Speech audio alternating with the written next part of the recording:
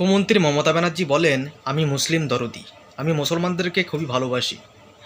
আজ সেই মুসলিম দরদির বাংলায় মুসলমানদেরকে গণহত্যা করা হচ্ছে। এই বিষয়ে আমরা সরাসরি ফোন করেছিলাম আইএসএফ নেতা বিশ্বজিৎ মাইতি সাহেবের কাছে।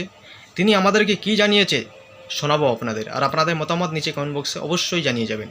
আমাদের রাজ্যের মুখ্যমন্ত্রী মমতা ব্যানার্জি তিনি বলে থাকেন যে আমি মুসলিম দরদি, আর তানার রাজ্যে এই মুসলিমদেরকে গণহত্যা করা হচ্ছে।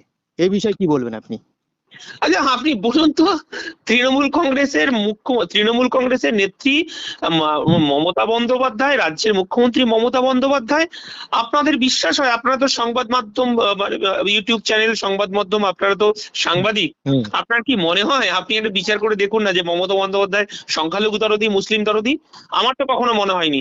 কারণ এই রাজ্যের পদ্মের চাষ করেছে আপনার বোরখা পরে এবং আপনার হিজাব পরে মাননীয় মুখ্যমন্ত্রী এই রাজ্যে পদ্মের চাষ করেছে। এই রাজ্যে বিজেপিকে ডেকে নিয়ে এসছে। এই রাজ্যে প্রাইমারি শিক্ষা কেন্দ্রগুলোকে খুলে দিয়েছে আরএসএস এর ট্রেনিং এর জন্য।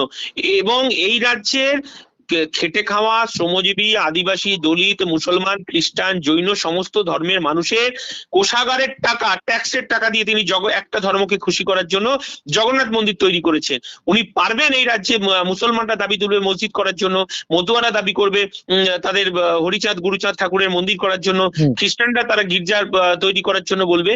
যে রাজ্যের মুখ্যমন্ত্রীর কাজ হচ্ছে কর্মসংস্থান, শিক্ষা, স্বাস্থ্যের ব্যবস্থা করা, সেই রাজ্যের মুখ্যমন্ত্রী মন্দির করছেন। আর দেশের প্রধানমন্ত্রী গেরুয়াকরণ করার মধ্য দিয়ে, তিনি ধর্মীয়করণ করার মধ্য দিয়ে তিনিও রাম মন্দির তৈরি করেছেন। তো স্বাভাবিকভাবেই এরা বেকার যুবকের কাজের কথা বলবে না, রেশনিং ব্যবস্থার কথা বলবে না, কৃষকের দুর্দশার কথা বলবে না, শিক্ষার ব্যবস্থার কথা বলবে না, শ্রমিকের যন্ত্রণার কথা বলবে না, পরিযায়ী শ্রমিকের কথা বলবে না।